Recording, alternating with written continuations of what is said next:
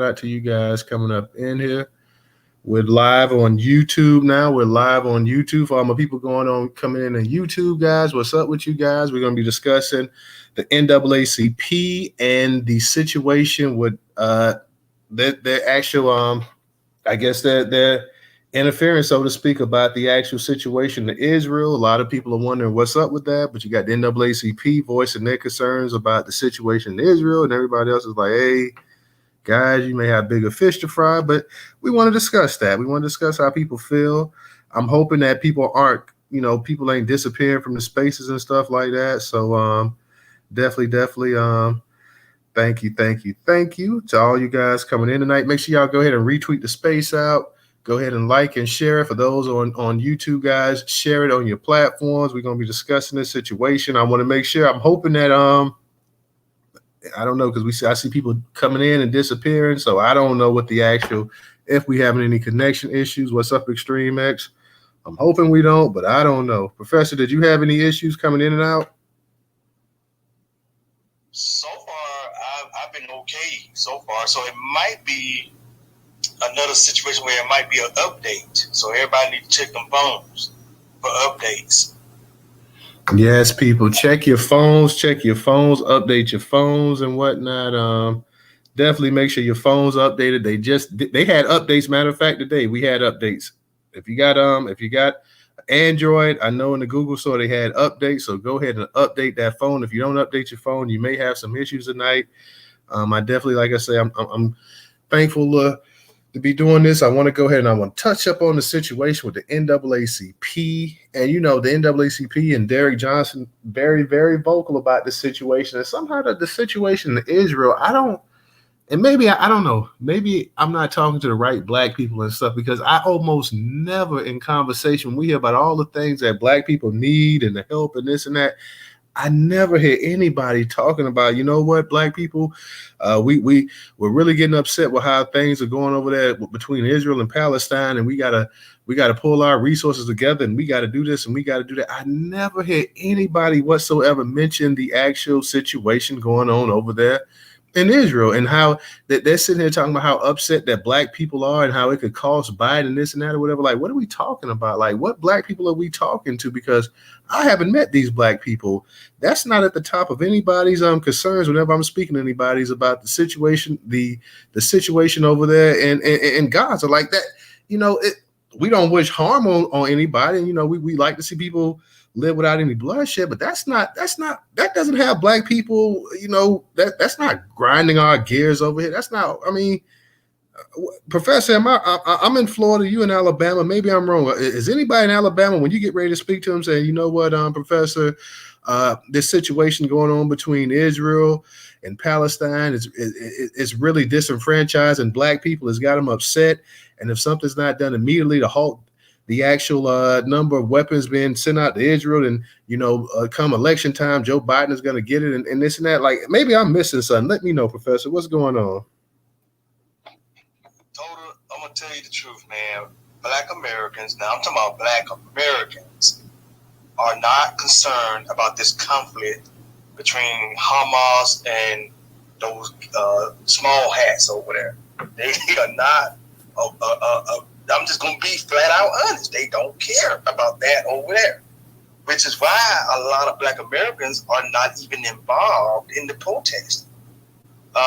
What you're seeing out there, and this is what I think the NAACP is talking about.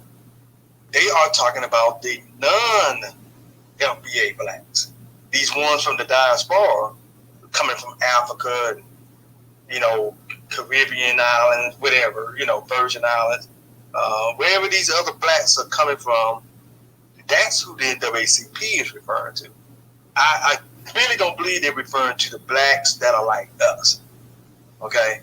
Black American descendants of slavery, chattel slavery. They're not referring to us. We don't care about that. We really don't. And all we trying to do is make sure that we are concerned about our issues, but we're trying to make sure we get these reparations. We're trying to make sure that our kids are being involved in quality education in these schools. We're concerned about police brutality. We're concerned about getting an anti-crime hate bill for Black Americans. These are the things that Black Americans are worried about. Of course, in economics is always a concern because we know that we need money, right? So there you go, Total.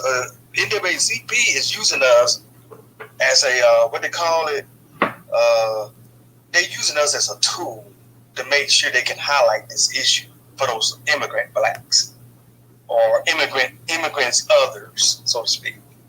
And I'm going to land right there. Yeah, I mean, I just like, and some of our people on YouTube, they're like, yeah, I haven't had any conversation with anybody about this. I could care less. Nobody talks about it on their day-to-day life. I'm just, like I say, because I do look at the news and stuff. I mean, I look at the local news and I look at the national news and everything else. So, that's the only thing I can think. I'm wondering if there's some connection issues again, man, because I'm just seeing people pop in and out. Sylvia, if you're having some connection issues or whatever, let me know. Like I said, I know there is an update, but I'm seeing people come in and out the actual space. King of Kings said, okay, that Twitter keeps kicking them out. If you're over on Twitter, definitely go ahead and make sure that your app is updated, that you got the latest install. Google, check your Android thing, because that's what I'm saying. People, I see a bunch of people in here. Next thing I know, a bunch of people leaving. So it's something going on with the actual space. I won't say the space, but the actual, people having some connection issues. So I'm not entirely sure what's up. Like, I know we having some connection issues, and hopefully, hopefully we can get that straight. I don't know if I need to go ahead and try to start another space real quick, because it just seems like, we having some connection issues right here. I don't know what's up. I don't know what the hell been going on with X lately, man. Truth be told, Professor, hold it down because before the space started, I cleared the cache and I cleared everything, and so I'm gonna go see about if I could try to go ahead and see if because I cleared the storage and all of that in there, and it's just people, like I said, people popping in and out. So let me see, Professor, real quick, if I can hold it down real quick, and let me see. Go ahead and keep the conversation going. I know just you and Black in it, but keep it going. I'm gonna see if I can go ahead and try to clear this thing again, and keep the space going if I can. But normally when you clear the storage, the space ends. So give me 1 second, but hold it down for me real quick, Professor. Okay.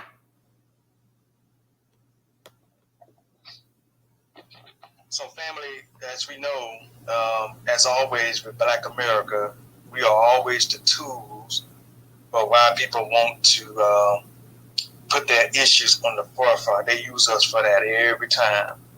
And I am not trying to be used for this whole situation with Israel and Palestine.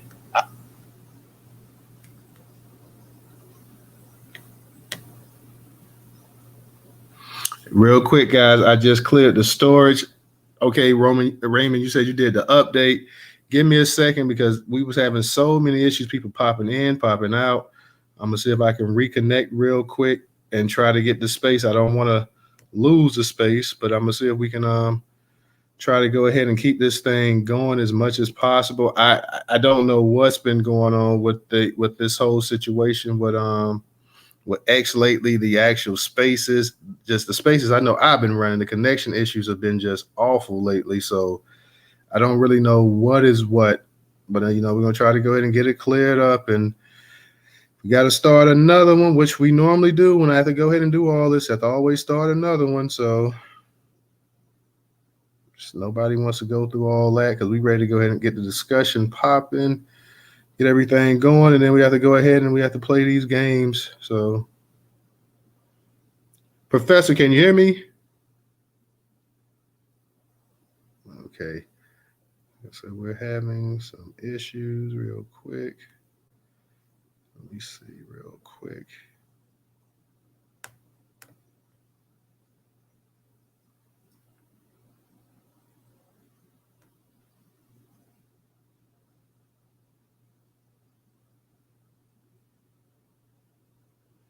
Can you hear me, Professor? I can hear you. Okay, I just cleared the storage out. I don't know. I still see people popping out, so I don't know exactly what in the world it is with the. Yeah, they all popped. They was 4 or 5 people in here, and now they all gone. So Yeah, it's. I don't know if it's on my end either. You know, I think a lot of it has to do with the actual. I don't know if people actually if they actually doing if they actually updated the app or whatever, but we got people popping in and out, and that's why I kept saying, like, what in the world is going on here? Every time we try to get a discussion going, I see people coming in the space, out the space. So I'm not entirely sure what's what. Can you hear me, Professor? I can't. Because I hear like a little background noise with you, so that's what I was saying. Okay. Yeah, it's strange because it's like Black Majority was here. He popped out. I think I saw Steve. Was it Siegel? Siegel was in here too. And now they go trans. I see trans. What I'm gonna do, Professor, real quick, I'm gonna just start a new one. I'm gonna start. Okay. I'm gonna start a new one. Yeah. All right. So give me about a minute, and I'm gonna start a new one. Okay. All right. All my people on YouTube, guys, we're gonna start a new one real quick because people popping in and they popping out. It's whatever reason the space. I don't know what the hell is up with these spaces. I really don't. But they have been crap of late. They have been real crap. So let me go ahead and see if I can go ahead and start a new one. We will start a new one up. I'm about to start it up right now. Get our people back up in here.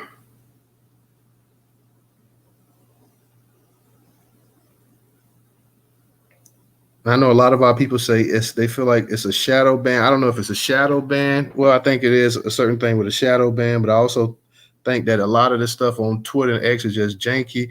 Okay, I see our people popping in here, so I'm hoping that this time people won't be disappearing like it's the Matrix or the Rapture. So we'll see what's up. Shout out to all you guys coming up here, Congress Silver. I see you guys say restart the space. I went ahead and I did that. It looks like that may make a difference. That may make a difference. Hopefully. The conversation, you know, it was kind of hard because everybody was in and they was out. They was popping in, they was popping out. So hopefully this might make a little bit of a difference. Keith, you said close election time, they will mess with your feed. They mess with our feed all the time, to be honest. They constantly bother us, constantly mess with us. So this, I ain't gonna say ain't nothing new, but it seems like it is intensifying as well too. Shout out to my people up in the I see my people over here making their way. You guys go ahead and retweet out the new space. Let everybody know that we're back and that we're live and we got it going. Hopefully we got it going. I'm hoping. Hopefully it won't be a bunch of in and out, but yeah, man, getting back to this thing and I'm sorry about the interruption, but getting back to this thing about Biden, I'm getting ready to touch up on an article. I was about to touch up on an article, but then I kept seeing people come in and out, leaving and coming and going and leaving. So getting back to this thing, man, I don't see not one black person. It's like now they have made the war over there and on the Gaza Strip, they've made this into something that's deeply hurting black Americans. We talk about all of the we talk about all this stuff. They're talking about the college campuses and how young black people and this and that or whatever. This is not going to make this situation going on over there between Israel and Palestine is not going to keep young black people from the polls. I know they were saying that, well, we know a number of them may not vote for Donald Trump. A number of them may, but more than anything, a lot of them may be disinterested and lose and just stay home. That has nothing to do with what's going on in Gaza. You know, if black people decide that, hey, I'm going to stay home and I'm not going to vote, it has not a thing to do with what's going on with Gaza. And then not only that, I like to see the NAACP go ahead and use some of that collateral that you know, they're standing to go ahead and worry about some black issues right here. I'm going to touch up on this article. Shout out to all you guys. I see y'all up in here. Tweet out the new space, everybody. Please tweet out the new space. I know it was some connection issues, but it seemed like everything is cleared up. I tried to get everything cleared up before we actually even got it started by clearing out the storage and the cache, but that didn't seem to do anything. So hopefully, hopefully we can get this thing going. Professor, can you hear me? If you can hear me, I'm gonna get ready and touch up on this article. Shout out to my girl Shannon, Black Majority State, Kim. Shout out to all of you guys. What's going on, Professor? Can you hear me now?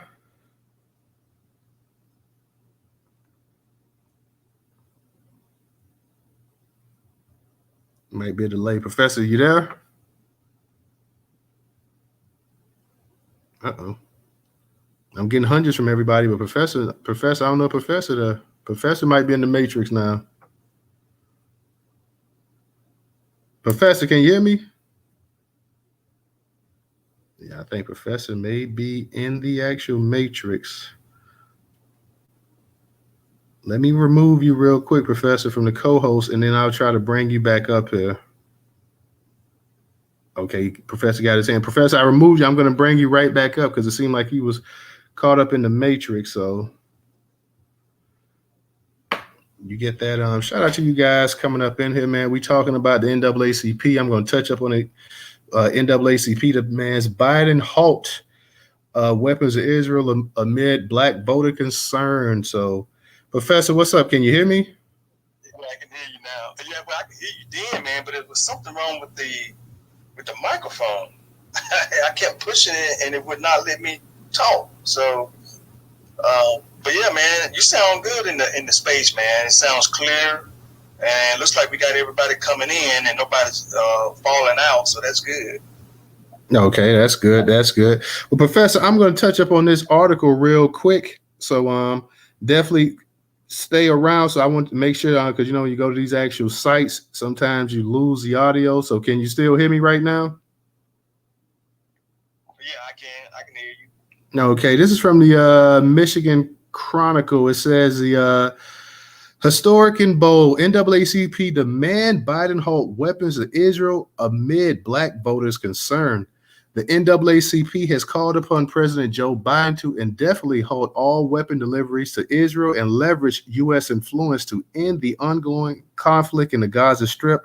This unprecedented stance by the venerable civil rights organization serves as a stark reminder that Biden's unwavering support for Israel could have significant repercussions among black voters in the upcoming November election. I don't think so. I don't even know where we're coming up with this stuff from. The NAACP's intervention in the U.S. foreign policy, particularly towards a nation with no significant black population. Now think about it. The NAACP's intervention in the U.S. foreign policy, particularly towards a nation with no significant black population, marks a rare and transformative moment in the organization's 115-year history. It underscores a growing complexity of the Democratic president's electoral challenges as he strives to balance support for a crucial ally abroad with growing discontent among his domestic base.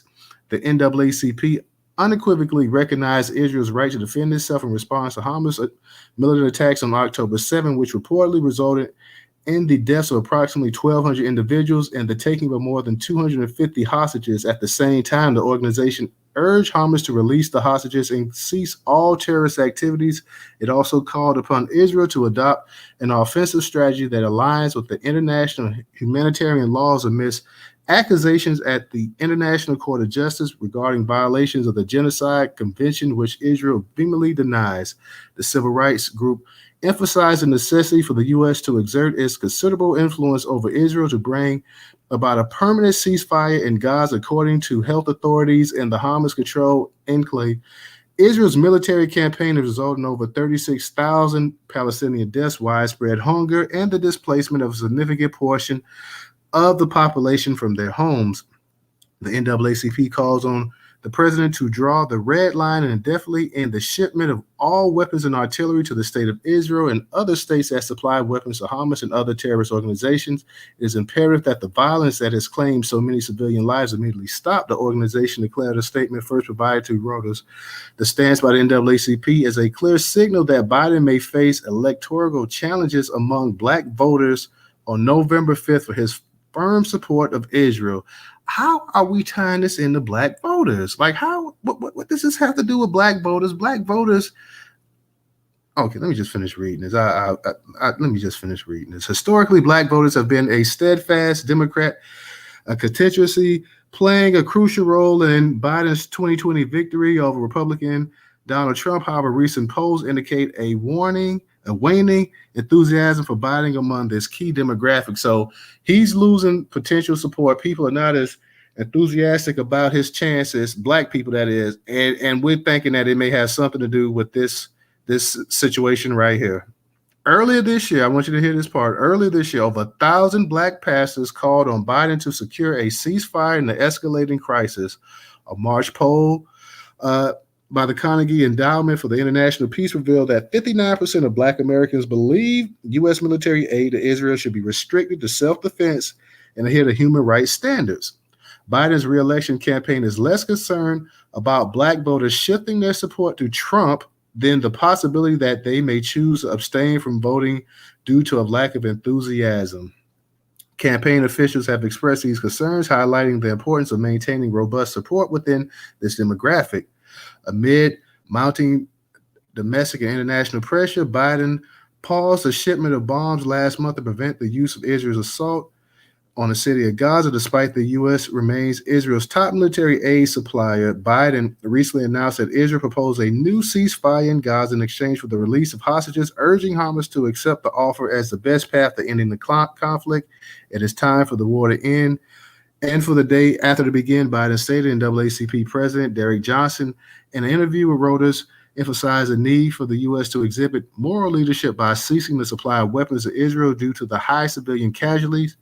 Israel asserts that it takes measures to avoid civilian casualties and blames Hamas for embedding its fighters and command centers among civilians. Johnson highlighted that the decision to speak out, I want you to hear this. Johnson highlighted that the decision to speak out was influenced by young black Americans who are deeply affected by the harrowing images of dead Palestinian civilians circulating on social media. It's raised a lot of questions around why our tax dollars are being used to harm civilians, Johnson remarked. Listen, our people have always been sympathetic and empathetic for people. So yes, it doesn't surprise me that you have some young college students, especially speaking out, saying something about this. But all of a sudden, I got family members in college, and their whole thing, when you talk, they're not talking about the situation going on over there in the Gaza Strip. The Democratic Party is deeply divided over Biden's approach to the war in Gaza and the subsequent protests on U.S. campuses. Reuters poll in May revealed that 44% of Democratic registered voters disapproved of Biden's handling of the crisis. Those who disapprove are also less likely to support Biden in the upcoming election. The conflict has exacerbated U.S. anti-Semitism, Islamophobia, and xenophobia issues that Johnson believes will continue to escalate as the fighting persists. Human rights advocates have reported a global rise in Islamophobia, anti-Palestinian bias, and anti-Semitism since October 7. Johnson clarified that the NAACP does not attribute the increase in these biases to Biden's support for Israel, but advocates for the U.S. to more forcefully pursue peace by withholding weapons. We believe this responsibility of this nation to chart a course to de-escalate what we're seeing so that we can be peaceful. Could be a peaceful resolution. Johnson asserted the bold stance by the NAACP not only challenges the status quo, but also elevates the discourse on U.S. foreign policy and its intersection with domestic political dynamics, potentially reshaping the landscape as the nation approaches a pivotal election. All righty. All right. Professor, I assume that you could hear me pretty clear over there still? Yes. Everything you said, man. I think everybody else did too. What in the world? What is this poppycock that we hearing here, man? What are we talking about here? Now you got 1,000 black pastors that came up here, and like I said, I don't have an issue. If you want to speak up about some of the foreign stuff that's going on, I don't have an issue. I don't have an issue with pastors who about lives and everything else and spirituality. I don't have an issue with pastors speaking up saying, hey, you know what, we find this wrong, what's going on over there. But then you should speak up about every conflict and every war as well too, not just this situation going on with Israel and everything else. So I don't have an issue with that. I do have an issue with 1,000 of these 1,000 pastors. And what about some of the black issues that you guys should be pulling at right here in this country right here? Like, y'all need to go ahead and address some of the situations going on right over here in America. Like, I don't have an issue with that. I don't have an issue talking about foreign issues and everything else as well too. But we know and I say it all the time, the two main topics coming up in this election cycle are going to be the economy and immigration. We also know that Black people are also talking about reparations all the time. So I don't see anybody, I don't see any church leaders, I don't see any of them sitting up here talking about reparations. Are those 1,000 pastors, how many of those 1,000 pastors that's sitting up here talking about putting pressure on Joe Biden, how many of them are actually reaching out to the Biden administration and saying, you know what, this is what we need as Black people? So I'm just trying to figure out, like, now you're trying to sit there and you're saying that, Black voters, they're not worried about losing voters to Donald Trump. They're worried about Black people, which means that they've been listening to the conversation. They're worried about Black people not being enthusiastic about voting. Well, people have been talking about that for the last year, that, hey, come election time, I don't like what I see. I may just sit home and stay home. So we understand that the people that a lot of these parties have, they got people that's listening to these conversations, and they're like, hey, you know what? This ain't it. We're going to stay home. We're not going to participate. So I think they are actually online. They're seeing this kind of stuff, and they're seeing that a lot of Black people say, hey, if I don't vote for Trump or Biden, I'm going to just sit home or whatever. So that's a real issue. But it's got nothing to do with this situation that started happening October the 7th over there between Palestine and Israel. Black people in this country say, you know what? We hate the way those Palestinians are being treated. And because they're being treated like crap, we just going to sit home and we just going to say, F it. We've had enough. They're being treated like they're less than human. So we're going to stay home. We'll sit on our vote, and we're upset with the Biden administration. Like Derek Johnson and the NAACP, I'm just not understanding where they're getting this actual they talking points from right here. It doesn't make any sense. Like I say, I know a number of young college students related to some of them, and they're not sitting up here worried about it. And I don't say that, to as a personal jab at the people, because, I see the news every day. I look at the national news, local news, national news. So when I see the images, of the actual carnage going over there, my heart goes out to the people, man. I mean, my heart goes out. I don't want to see that, and I wish it could be resolved. But at the same time, what goes on at home is what matters most. And not only that, I don't see these Black preachers sitting down there.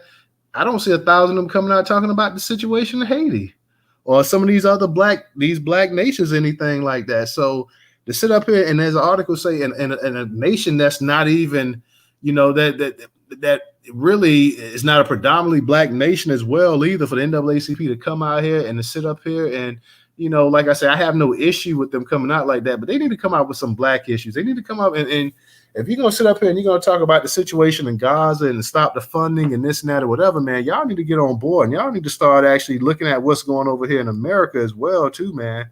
I mean, the election is getting close, and you're starting to see more and more of these actual think tanks starting to form and this and that or whatever. They see the actual mindset of a lot of Black men as well. To a lot of Black men are just willing their thumbs to see exactly when this election comes, what are they going to do? Are they going to vote for Trump, or are they going to stay home? Now, I mean, I understand that Biden and his administration, they're going to get they're going to still get a significant portion of the Black vote. But I mean, if the Black voters, if they're only getting 75 to 80% of it, that really hurts his chances for re-election. So I'm just not understanding this. I'm just not understanding how this whole thing, because the media's been pushing this thing for the longest. It's been trying to get Black people to come up and say something about the actual situation over there. If a Black person, a celebrity, or anybody of any kind of notoriety says something, and if they feel like it's not strong enough, then they're being condemned as well too. If a Black person don't say anything, they're being condemned. If you open your mouth, you're being condemned. If you don't say something, you're being condemned. So it's like you can't win. No matter, you say, hey, you know what? I'm just gonna sit here. I'm gonna mind my business, and then you start having people sitting up here talking about all of what they've done for Black people and how Black people just sitting up here and not doing this and doing that or whatever. You're like, whoa, Black people over here minding their business, trying to find a way to survive in this country that is economically just chewing them up. Y'all keep raising the prices of everything in this country while wages stay the same. So yeah, man, we our hearts go out to all those people overseas and in these other nations and stuff like that. But damn, we trying to survive here. Have you looked at what it is for rent But those that for our people that's renters out there, because we know everybody may not own actual property, for rent, for food, for clothes, for your utilities and all this other stuff, for your insurance and everything else. Hey, we can't really focus on all this stuff that's going on overseas. Yeah, it's nice and whatnot, but hey, man, we got bigger fish to fry as well, too. We have at no time, no matter how much, and black people, no matter how many wars we oppose in this country, we're not the deciding factor on what's going to happen. You had black people in the 60s opposing the Vietnam War. You had Muhammad Ali opposing it. People didn't just sit down and stop because black people were opposing the war. So you gotta have more things like this. This is not, we are not the ones signing over the money and sending it over there to Israel and to all these other countries as well too. They actually need to go ahead and handle that themselves. And I don't know because Derek Johnson, like I say, sometimes Derek Johnson, what he says makes no sense. He was the same one sitting up here there for a few months ago, and we had a space on it where he was basically trying to say that, there was no difference between black people moving from the South and immigrants and stuff like that. And like, wait a minute, man. Black people were moving in that country. Like they're not moving to an entire new country. What are you talking about? They didn't have to take a pledge and this and that or whatever. So I'm just kind of at a loss for words. Like I said, Professor, we both in the South. I'm in Florida, you're in Alabama. We know both Alabama and Florida have a lot of HBCUs, historically black colleges. I'm sure you have young college people in your family. I got young college people in my family and my community, neighborhood, and everything else like that. What do you get? What are you reading from them? I mean, we know that there have been campus protests and stuff like that. But at these HBCUs, these historically black colleges, you're not seeing the cops come in. You're not seeing barricades and stuff like that. You may see a couple people have picket signs, and if the cameraman come around or something like that, they put the mic and people say, yeah, it's horrible what they're doing over there in Gaza. They need to go ahead and end it. We need to try to stop it. But people are sitting up here leading all of these protests. Like, what is Johnson and the NAACP and them talking about? You there, Professor? Okay, Professor may have just stepped out, and that goes for. I was actually on. By the way, y'all, just to give Sister Tata some promotion time here. I was on her site ordering one of those nice shirts that she makes. So go to Sister Tata's website. I got to get the link. I'll throw it up in the jumbotron so everybody can go and support Sister Tata. I just ordered one of those nice Juneteenth shirts from her. And I'm going to get the link and throw it up in the jumbotron because she deserves to be promoted. And as we should promote all black businesses. Much love to Sister Tata. I see she's right there. And now, getting back to you, Tota. This whole thing with the NAACP is they always try to use black causes to promote other groups, right? Well, we know that the NAACP is not for us anyway. Hell, it's really for the small hats, and that's who controls that. We don't control it. We have no control over the NAACP. So it's nothing there that's there to help us to get our issues on the agenda that we need to be put on the agenda with the legislators up there. You don't see the NAACP pushing any of our issues. They are pushing other groups, which tells you this is not an organization that is about supporting Black American causes or Black American issues. So what these groups do, they always come to Black America or use Black America in some way to get their issues out on the forefront, because we always been the group that's gotten on the forefront for everybody else. See, we always did this caping for other people. And I'm telling y'all, this is why everybody in these other groups expect us to join in on all these different causes. And of course, we always forget ourselves. See, my mom spoke on this years ago. Black Americans need to be focused on their own group, within their own group. But we have always got out here and had to put on a cape for everybody else. And that makes us look like fools. I'm just going to tell you, we look like fools because there are no other groups out here caping for us. And in particular, where it has hurt black women the most is because they was out on the forefront of this whole feminazi movement, right? The feminist thing. And that's what they expect continuously, is for black women to get out there on all the issues. See, they come to black women on every issue. That's what's going on with the Me Too movement.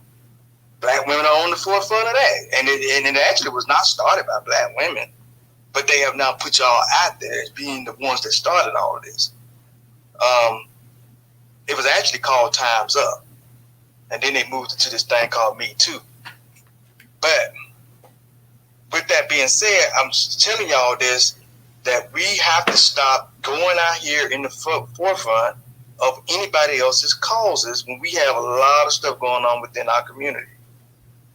So for these blacks that I'm seeing out here on these college campuses that's actually out there, I don't know if those are black Americans. Those are probably the people from the diaspora that are out there. And the NAACP is going to say, well, black folks or black voters are concerned about the Palestine and Israel issue, and we're not. Maybe it's the other blacks that are concerned about it. But see, we're getting lumped in. That's what's happening here. We are getting lumped into this BS because I don't care about what's going on over there. Told I'm different from you, man. You said that you feel some type of way, you hate to see it happening over there to them, but told them, man, nobody feels sorry for us for the shit that's happening. I'm sorry, for the stuff that's happening to us. Like our brothers who are continuously getting shot in the streets of America. Okay? What about our people that are homeless all over America? What about these increased attacks on black Americans by white supremacy? And when I say white supremacy, I'm also talking about the other groups too. They are involved in that too. So I say to you, Tota, I just don't feel anything for other people, man. I just really want to see what our people can do to bring it together so we can resolve our issues, man. That's it. I hope you understand where I'm coming from on there. And that's what I got you. And I lay right there. No, I got you. I feel what you're saying, Ricky. I got you as well too. I'm just saying, like, I can be empathetic when I see somebody on TV and they're struggling, somebody across the world or whatever. I can look and I wish that person wasn't in that predicament. But first and foremost, like anything, like just you can always think about you and yours, those closest to you first and foremost. So I think about what we need in this country before anything else. I see the billions and trillions of dollars each year that's going poured into foreign aid into these other nations and everything else. And I know a lot of that money would do well if it was actually pumped into the black community. But, at the same time, I'm like this here. Like I say, I know a number of young people and I don't see them sitting up here saying, hey, that's not the first thing coming to their mind when they're talking about, they're not talking about what's going on over there in Gaza and any other places. Everybody is worried first and foremost about their own community. We got Ricky up here. Ricky, what's up with you tonight? Peace, Newstoter. Peace to the room. So, as you already know, I vehemently disagree with y'all on this issue. We are an empire. We are the greatest empire on the planet right now, the United States. All of our money goes towards empire. Rome fell, Greece fell, Britain fell, because they wasted all of their money and all of their resources going to steal and going to kill and going to take from other people. You mentioned the budget. You just mentioned how our money, billions of dollars, is going to that while we have homeless people here, while schools are closing, while we have unemployment, while we have lack of housing, all these things that we're dealing with. But as an empire, all we focus on is going abroad and taking from other people. This is our tax dollars. And I'm not really feeling people telling me how to do my politics at all. I appreciate what Ado started. I appreciate what Vet did and how we had this Black American thing, because it didn't exist before that. But that's how old these politics are. And then to go from that in 9 years, and now people who come from that, people who come from this flag waiver logic, from this, all right, lineage-based thing, say, well, your issue is this, and why are you, peace to the brother professor, but you telling the young college people what they should be protesting. People don't tell me what to protest. When I was back in college 25 years ago, people weren't into any of this. To be black and to do politics, you would get mocked. But now it seems like all the people that didn't want to do politics before, they came up under Obama and they let him get by. And a lot of them used to cheer the bad foreign policy stuff he did when he went to Syria, when he went to Libya, when he set up Africa and all of that, right? And now those people, it feels like they're leading the discussion on this. If our goal is to get reparations, if our goal is to get repair and to get what our community is owed, we're not going to get that by pissing everybody off. If you're left-wing and you want reparations, this is generally a left-wing issue. You're going to need progressives, but you have contempt and you have hatred for progressives. Those are the people that you're going to need if you want to get repair. You got to go through a political party if you want to achieve this politically. I see some right-winger people, and they're now back in reparations. When it comes to foreign policy, a lot of them are going to be on the right side of saying less wars. That's the number one issue in empire. Now let's remember when this all started, when the Mark Lamont Hill thing happened, when he got fired from CNN, because he spoke about from the rivers to the sea, he spoke about Palestine. And they fired him for that. And then a vet did the show, then Professor Black Truth did the show, and then Black Authority did the show, and they sat up there and said, yo, you a dummy, why you care about other people? Why you talking about foreign policy?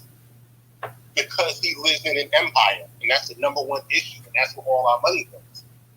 You can't just sit around in spaces or talk to other people who don't talk about politics and say, well, politics is whatever we say. No. If you turn on CNN, they're doing politics. If you turn on Fox News, they're doing politics. You live in a country. You don't determine issues of the day. Thank you for the mic. Okay, I have a few, and like you said, I kind of have a disagreement with you on some of the stuff you said as well, too, Ricky. Black people, we do politics every day. You know, been doing politics for the longest, from the time that we had a chance to actually do politics in this country. We talk about allies and we talk about support and this and that or whatever, but I don't think there's another, and what you want to call black people minorities or whatever, there's not another group in this country that's been more inviting in terms of sharing what little bit of resources they have than black people. Whatever black people had in this country, they've shared it with the Asians, they've shared it with the Latinos, they've shared it with, you know, with other black people that came in this country as well too. So in terms of actually, you know, politicking and because let's get one thing honest, let's get one thing clear here. The civil rights movement wasn't about any other group in this country but black Americans. And I'm gonna say that again.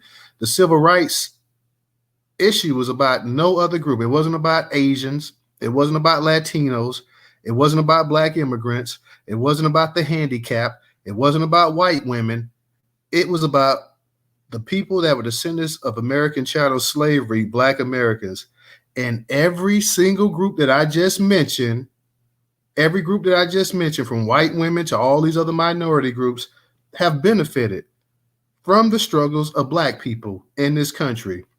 You hear the whole black and brown coalition. That's something that's been talked about for the past 50 years. Black people haven't fought against that. Black people haven't tried to stop Hispanics in this country from gaining things, from succeeding. The black people haven't spoke against the Asians and tried to stop the Asians. A lot of these groups that we talk about as well too, black people have been a key in their economics. And matter of fact, when we talk about the civil rights movement, every group, and white men included, have benefited. In fact, I would argue that white men have benefited more than any other group because with the actual integration and black people being able to shop more and more in these white areas and these stores and stuff like that, they made more money than any other group as well too. So everybody has benefited from the civil rights movement, and most of these people benefited from it more than even the people that it was intended for, which is black Americans. So to sit here Black people for 50, 60 years have been voting white politicians, black politicians, Hispanic politicians, white women, anybody else into politics as well too. Now, what I'm going to say right here is that, hey, I'm saying that you have a group that's been around for 115 years that's supposed to actually talk about the actual struggles and what they can do for black people as well too. Okay, the NAACP more than any other group, because if there's a Hispanic version of NAACP, they don't champion all this other outside stuff as much as the NAACP does. The NAACP champions all this stuff, about working with everybody and this and that more than any other group. There's nothing wrong with working with other groups as long as these other groups are going to work equally with you. Now, I don't see any other group, and let's just keep it minorities. Let's just use a minority. I know we don't like being called minority. Let's just use the minorities. There's not a minority group in this country that has been as welcoming and willing to work with outsiders as much as black people. Like I say, the crumbs that black people got, and that's one thing that you got up there in New York, that too, because even when we talk about the hip hop thing and stuff like that, a lot of these black people sit up here and they said, well, the Puerto Ricans, they came up here and when they was in our neighborhood and, we felt like they were like us and this and that or whatever. How many of these neighborhoods that black people moved into, that the people that was already there, how did they treat black people when they moved into their neighborhoods? Were they welcoming the black people?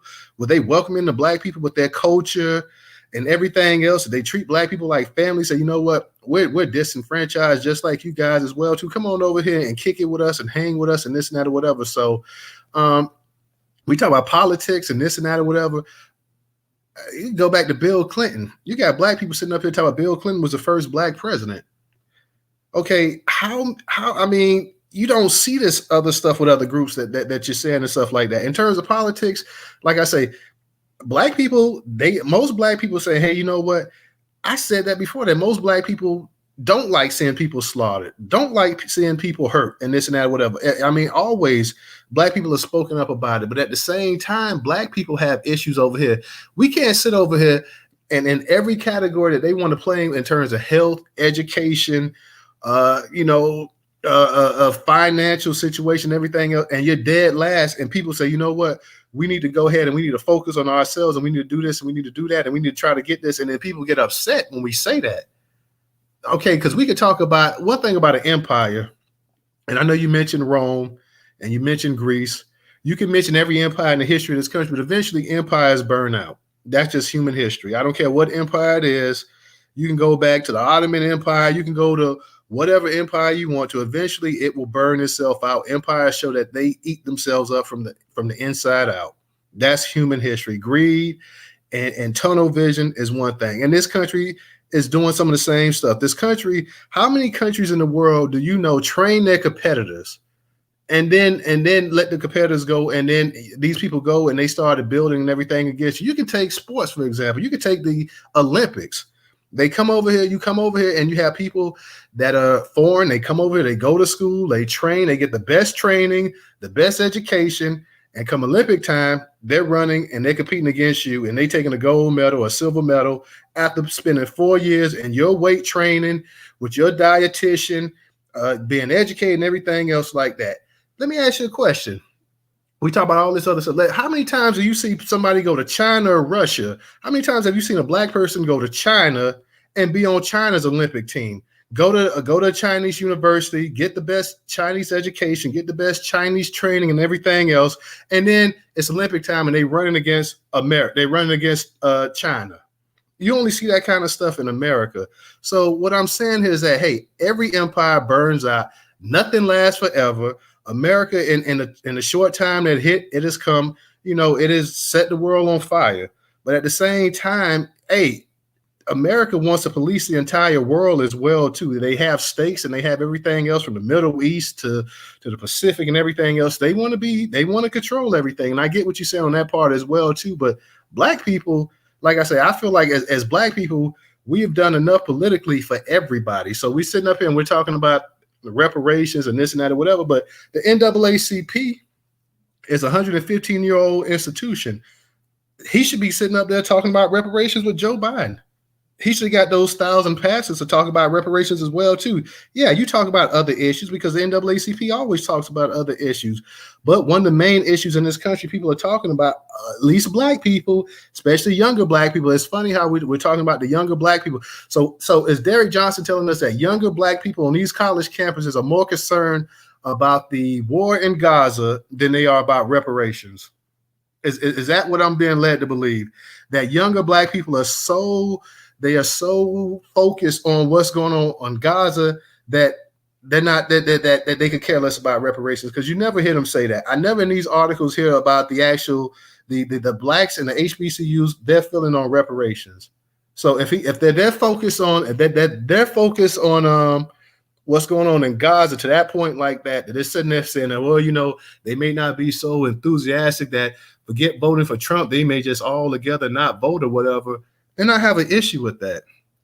I don't believe that's true. I don't believe that the black kids or the black students or black young men, black women that's at these universities care more about what's going on in Gaza than they do what's going on in their own country. Because for one, that's called self-preservation.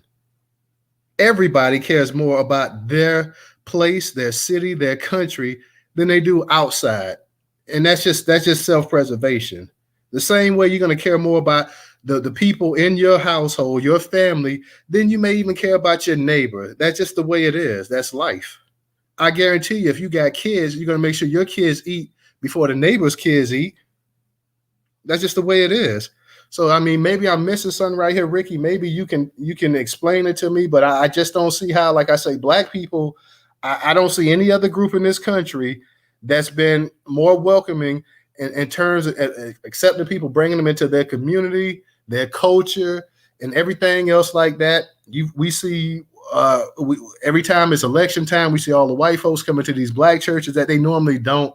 When it's election time, how many black people are at these white churches? How many black people are at these Latino churches? How many black people are at these Asian churches? Since, everybody's saying that we got to be more welcoming and this and that or whatever. I don't really understand that. So maybe, Ricky, you can explain it to me. We've spoken about before how important NATO's was, how important reparations and the whole Black American specificity thing is to me. So, as important as that is, I'm not going to drop everything I've been doing for a quarter of a century. I'm not going to drop something that not only involves my politics, but people in the past who were doing good politics, like Martin Luther King. He talked about foreign policy, and he made that a top issue. Malcolm X talked about foreign policy.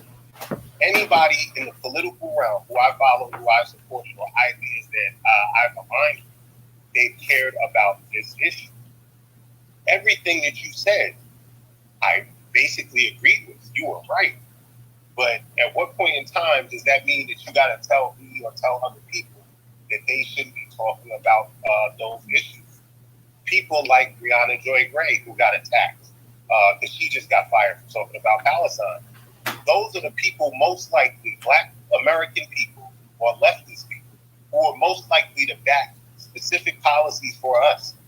People who have spoken up for these issues, who backed reparations on the ballot in 2016, but they're getting attacked by other people who are telling them that they shouldn't focus on that. I'm not going to give up everything I am for something that came around in 2017. That's how new it is. And people can say, yeah, we were doing this before. Nah, a lot of people, you was very few and far between with people doing politics. I remember Tavis Smiley had the show back in the late 90s. And I'd be like, yo, we be chilling, hanging out, watching a little comic view, drinking or whatever. I'd be like, oh, let's see what's going on with Tavis Smiley. Unless I was by myself, nobody else wanted to watch no damn Tavis Smiley. Nobody wanted to do politics. But now everybody's coming with these stories about, yeah, we got to be specific. That's very new. I'm not going to give up this thing I've been doing for 25 years for something that popped up 7 years ago. Do you understand where I'm coming from, Newstoter? Oh, I understand exactly where you're coming from. And let me add this too. I watched Tavis Smiley in the 90s. I watched what's the other bro? Ed Gordon. I used to watch him on BET as well too. And I'm talking about, as a teenager and a young adult, I watched them as well too. You mentioned Martin Luther King, you mentioned Malcolm X, and you mentioned that they talked about foreign policies and foreign issues as well too, which they did. I make, that there's no way around that. But they also, more so than speaking about foreign issues, they talked about domestic issues. And they talked about the issues facing their people more than anything else as well too. So yeah, they did. They did talk about politics, and they talked about global politics. And they talked about issues in this country too that didn't always mention Black people, but they stayed true. They did mention the issues that were going on with Black people as well too. I have no issue, like you said, if you want to talk about the situation in Gaza and other world events and stuff like that as well, there's nothing wrong with that.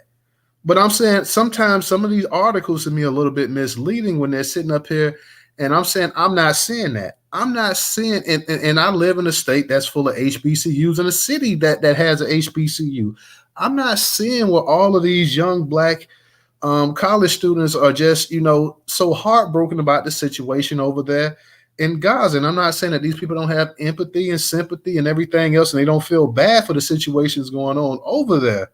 But what I'm saying is that the pressing issues are always going to be stuff that's facing you on a day-to-day basis, and we're not, and they're not talking about that. So for the NAACP to make a demand, so to speak, of Joe Biden about a foreign issue, why not make a demand about something that's affecting your people right here specifically in this country, something a national issue as well too, which he could do. Those 1,000 Black pastors that they said that has talked about this, how many of those 1,000 Black pastors are talking about the situation in Haiti? If we're going to be real about it. Unfortunately, bloodshed and war is part of human history, and it's going on. And just because the Western media is talking about the situation going over there in Israel and Gaza, because Israel is an ally of the U.S., it's not like it's not other bloodshed, war, and conflicts going on throughout the rest of this world that they're not mentioning, that they don't talk about, because they don't romanticize those countries. They don't have the ties to them like they have with some of these other nations as well too. So it's going on everywhere. It's not Russia. But Gaza, the situation in Gaza is not the only war, so to speak, that's going on in the world. There's countless of them that they get no attention. When you had the genocide in Rwanda, they weren't sitting up there. Were they going up to Clinton them at the same time? 1,000 Black pastors and stuff talking about how can we do this? How can we do that? You're supposed to be, and let's be for real, you're supposed to be an organization that I don't want to say cater, but yeah, you cater to the actual wants of Black Americans, of Black people in this country. That's what the NAACP is supposed to be for, first and foremost. That's not to say that you just throw everybody else away.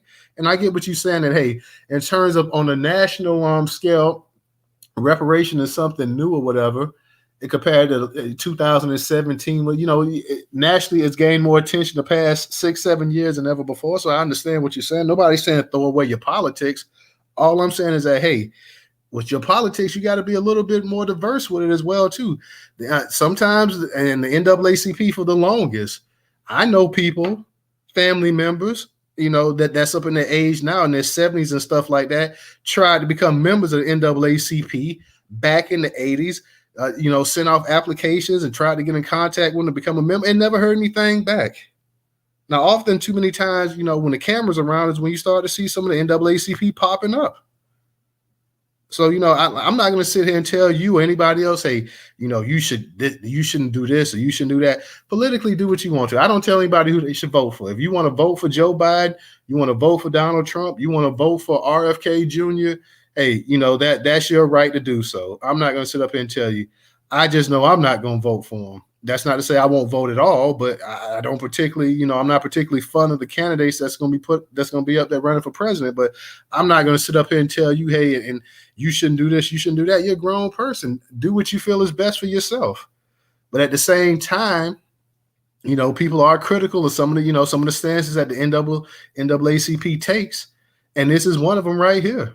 This is one right here. People are saying, hey, we get it. And then would you agree with me, Ricky, on this right here, that Black people it seems like black people have been targeted, and black people, they're trying to shame black people for not being more vocal about the situation, like for not being more vocal about this war going on over there in Gaza as well too. Would you agree with me on that?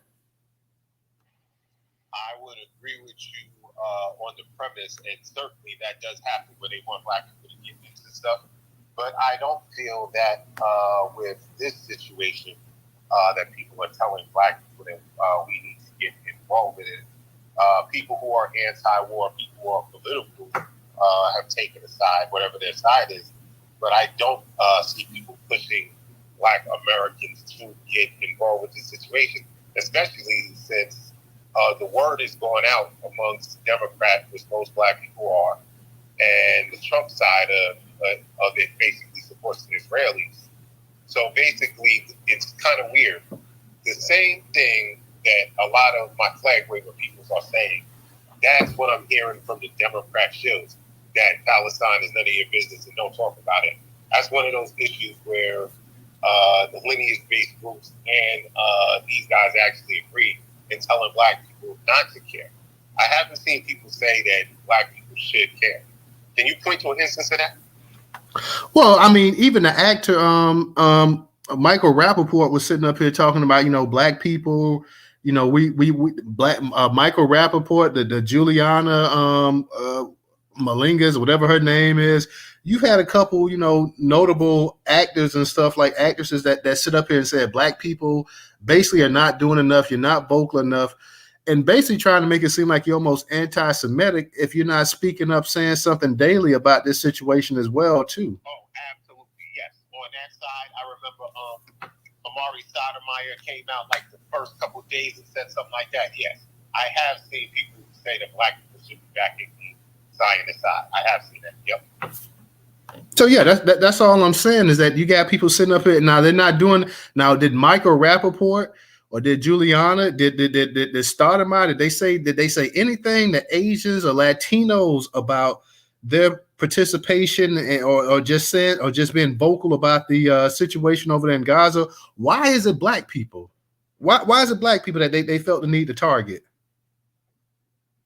It goes to what you said earlier about us being used and put out in front for everything and forced to cape for everybody, Like, you see that thing with Billy Porter yesterday. They wouldn't have let no white man kiss Biden on his hand like that. They put us out front with all of the bad stuff. Real talk. And I'm just saying that black people, they're kind of tired of it. Like, they're like, hey, we're tired of being the mascots, and we're tired of being the whipping boys and whipping girls for everybody else in the world and stuff like that. And like, okay, well, anytime somebody's been mistreated or whatever, and black people have done it a number of times, they've spoken up and they said stuff.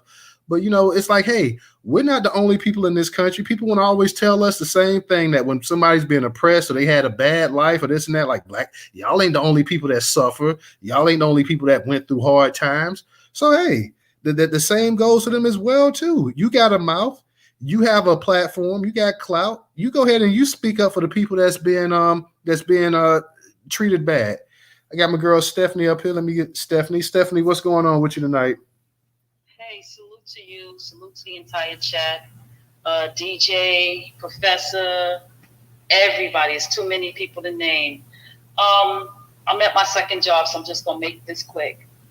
The problem is people just love bullying the black community. I don't know what it is. I think we've been too friendly for too long. And, Juliana Margulies and this big nose character, the one that you just named, I can't think of his name right now, Michael Rappaport. And these other ones, they're taking out full-page ads in the paper, what we've done for you, the black community. But how come they're not addressing the Jewish guy that spat in somebody's face and called him the N-word? And this was a couple of occasions that this has happened, okay? Nobody's talking about that. Nobody addresses it, but you want full support from this, okay? That's the same thing like with the Palestinians. I'm sorry that they're going through what they're going through, but how come nobody is speaking out when we were going through our troubles? Everybody's quiet. You can hear crickets, like even the continent, same thing. Other places, the same thing. We help people. They turn around, pull their pants down and say, kiss them. And I think Black people has had enough. And I'm one of those folks. You know, we can't continue to do this because we try, we keep trying, and it's like basically they always pull the carpet up under our feet. And I remember the incident when I called the NAACP for an incident that happened a couple of years back. And the lady that I spoke to, she was very nasty to me. I mean, very nasty. She was unprofessional. And the way she was talking down to me like I was a child, I was disgusted. And it was only for a good cause why I kept my composure. You know what I'm saying? But for now on, you know, they definitely need to be voted out. It's time for some new blood. So I'm just going to land with that. Thank you. All right. Thank you, Stephanie. Thank you. I see we got DJ up in the space. DJ, are you up in the space? What's going on with you? Oh, DJ may not be up in the space. All right. Well, DJ, when you get a chance, definitely. I see he's throwing up the 100. So yeah, he's not up in the space, but Stephanie, and I agree with you. And like I say, Ricky, there's some of the stuff that you say as well too. I understand politics is, you know, it's not a one-trick pony. You know, there's all kind of layers that come with the political game as well too. But at the same time, it seems like people are starting to get a little bit when Black people kind of say, you know what, we're gonna look out for ourselves. It seems like people kind of like, well, why are you guys gonna do that? Other groups can do that, but when we start saying, you know, we're gonna start looking out for us and take care of us first and this and that or whatever, then it kind of be like, well, that's not the way you guys normally are. You're always this inclusive group.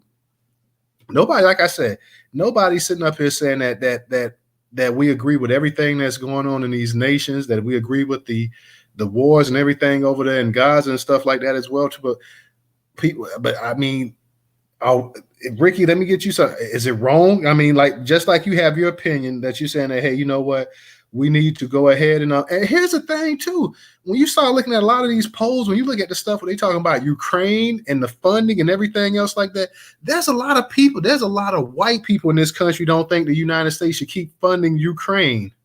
There's a whole lot of people in this country say, hey, you know what, Ukraine has got too much money. We don't need to give Ukraine another dime. There's a lot of white people in this country that don't think that you know, Israel should be getting the kind of money they get as well too. But if a Black person says that, but Lord, like, it's like World War III started. So let me ask you something real quick, Ricky, while we got you in here. Is it wrong for, you know, just like you say, hey, my political game is broad and this and that? Is it wrong for a Black person to say, you know what, I'm not going to focus on that. I'm just going to focus on this right here. Let them focus on them, and I'm going to focus on us. Because other groups do that as well too. It's not wrong at all. But look at, this is the way it should go. Like, you had a space, or you having a space right now on this topic, right? So that's why I'm here talking about this topic. But I'm not going to come into the space like last week, the space, or the last few weeks. I go to your spaces on Tuesday, right? And we talk about that topic, whether it be ADOS or whether it be reparations. We talk about that topic. I think that we should not do topics of telling other Black people that they should not talk about Palestine or should not talk about foreign policy, Congo and Haiti and those things we mentioned. If I talk about those things, I will get attacked by the very same people who are saying the thing about Palestine. So it's not just one issue. So people, they'll say, what about this? What about, like, I speak against all of that. Ukraine, it's all tied together. The Ukraine thing started 2.5 years ago now. And I saw a lot of people that I agree with on reparations say that this is none of our business.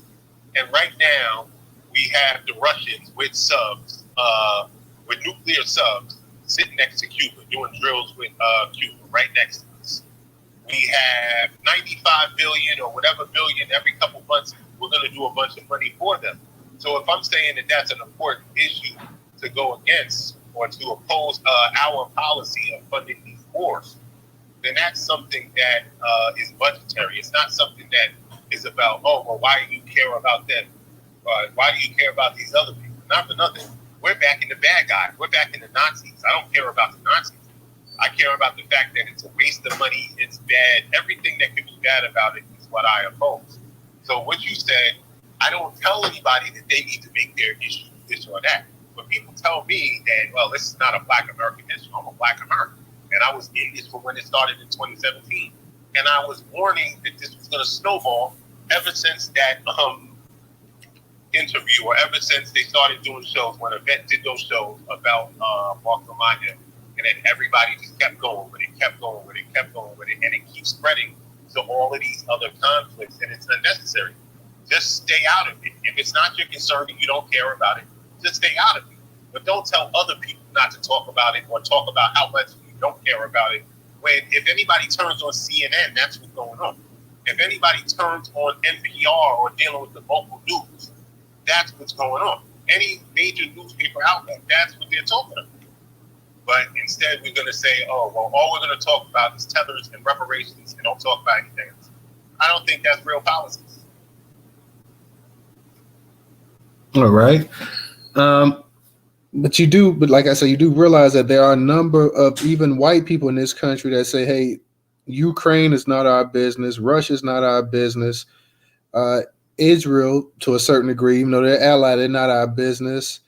Palestine is not our business as well, too. That there are a number of people in this country that feel like we need to be, I mean, even, whether you love them or hate them, even George Washington felt that, when this country was founded, that one of the cardinal sins was to get involved in global politics, that you should try to keep everything, as national as possible. Of course, we see that didn't happen. But at the same time, the United States, and I say it again, and you made a point about the United States and Cuba testing, but Russia testing missiles or whatever, submarine missiles off over there by Cuba.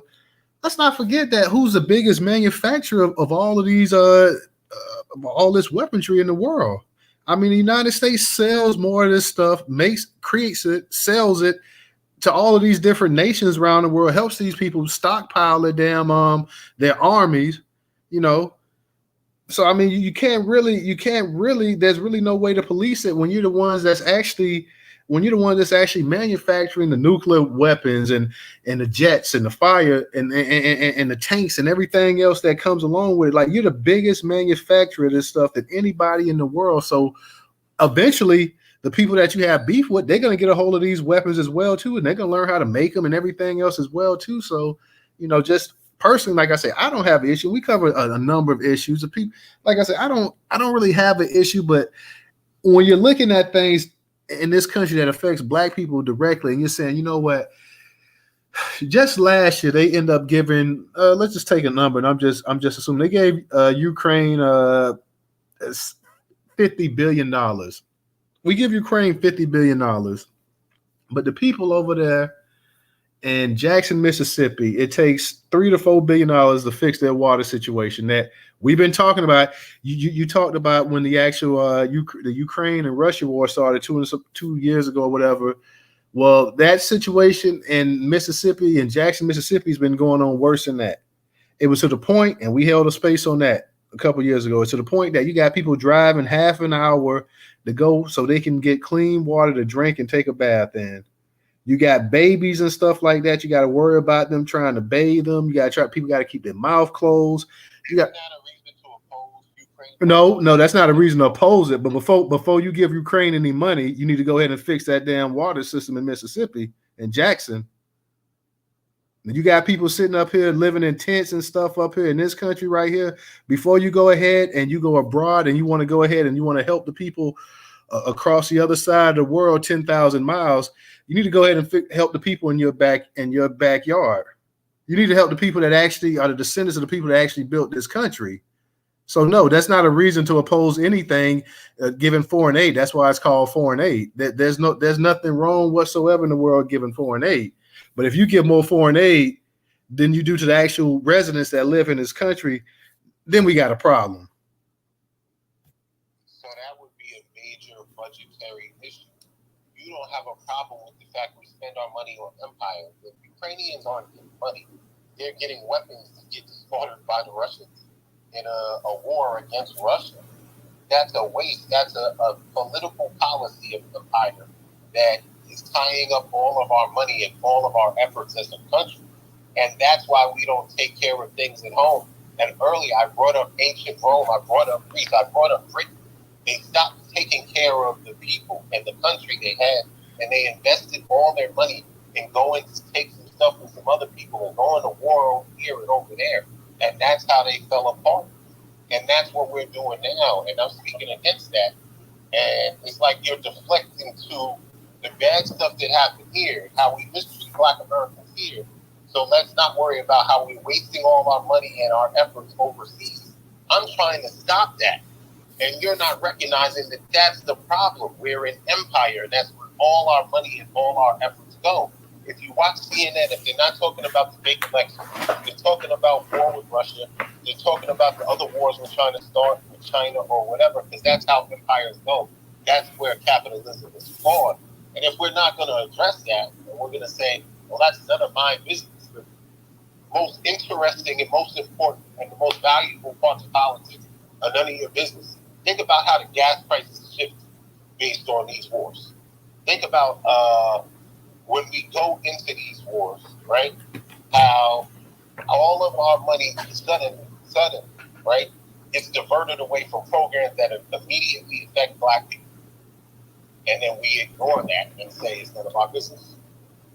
Well, here's the thing, Ricky, and you're kind of deflecting yourself. You're sitting up and you're telling me that we should go ahead and we should, and you're talking about empires. And like I say, you've had kingdoms and empires long before you ever had a such thing called capitalism in this world. Before you had socialism, communism, or any of these other isms, you had kingdoms and you had empires, you had dynasties, you had all of this stuff.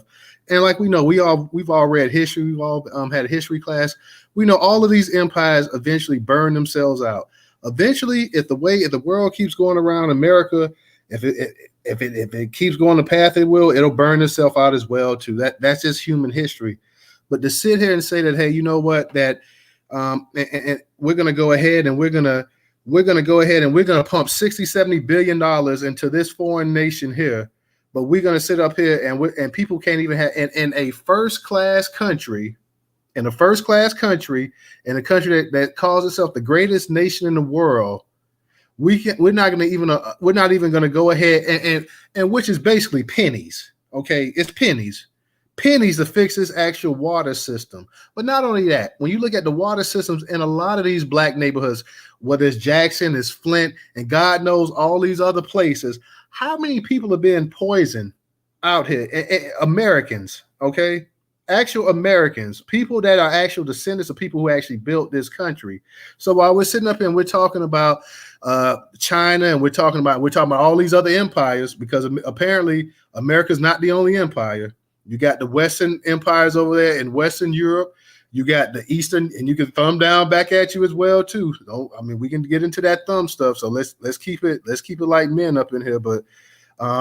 You can talk about all these other nations and all these other things, all these other empires and stuff like that as well too. You can't be an empire if you're willing to sacrifice your own people, but yet you're willing to go ahead on the outside and help somebody else as well too.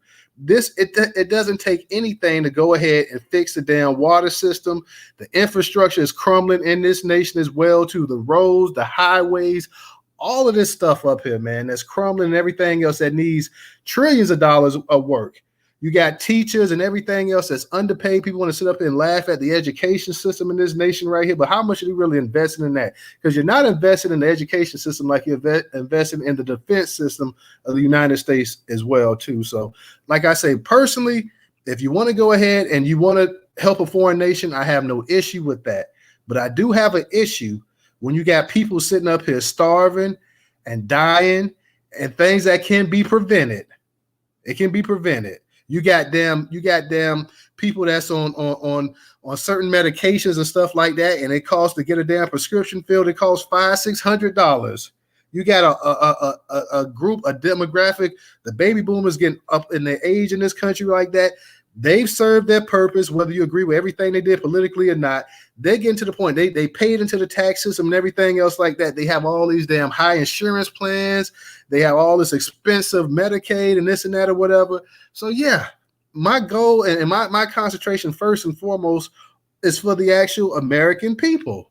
And that's how it should be. You fix home first. And once you fix home, then you can go abroad and you can help. Now I know in terms of the situation over there with Russia and Ukraine, you start to think globally, this and that or whatever. What you start thinking about the global aspect of what could happen, this and that or whatever. But hey, when you are a manufacturer and you're the biggest manufacturer of weapons in the world, more than any other nation. You could take the next 4 or 5 nations combined, and they probably still don't make the amount of weapons that the United States is. What are you talking about? Of course, it's going to get into the hands of other people. Everybody wants to be number one, and the United States has been number one since the end of World War II. So yeah, yeah, you're gonna have the Chinese, you're gonna have Russia, you're gonna have North Korea, you're gonna have all of them up here. Because once we drop that atomic bomb over there in Japan, hey. Everybody else started getting on it as well too. We got to have this as well too. We got to have this as well. So, hey, fix the damn water situation. We've been talking about that. Fix the infrastructure. Get people off the damn streets, sleeping out there in the street. In Florida, they starting to arrest people sleeping out in the streets, homeless people. Nobody wants a homeless. Nobody wants the homeless center anywhere near their neighborhood. They got to live somewhere. Nobody wants it anywhere near their neighborhood. So what are we going to do? We got the homeless population is exploding in this nation. When growing up, I used to see men on the street. Most of the people you saw was homeless were men. I see a bunch of damn women every day homeless. Some of these women are black women as well, too. What about the mental aspect? Some of these people have mental issues and they just kicked out there on the street as well, too. So there's a lot of stuff to fix in this nation, from the healthcare to the education to the infrastructure to you name it. We can't just keep pumping out billions of dollars, giving it to foreign nations, and then we sit up here and we wonder why we're falling behind, or why a certain demographic of people are falling behind that you really don't give a damn if they fall behind, because hell, you feel like they're inferior anyways. Let me go ahead and kick it to Stephanie. I'm gonna get to you, but let me get to Carrie, and then I'm gonna get to Chicago. Carrie, go ahead. How you doing tonight?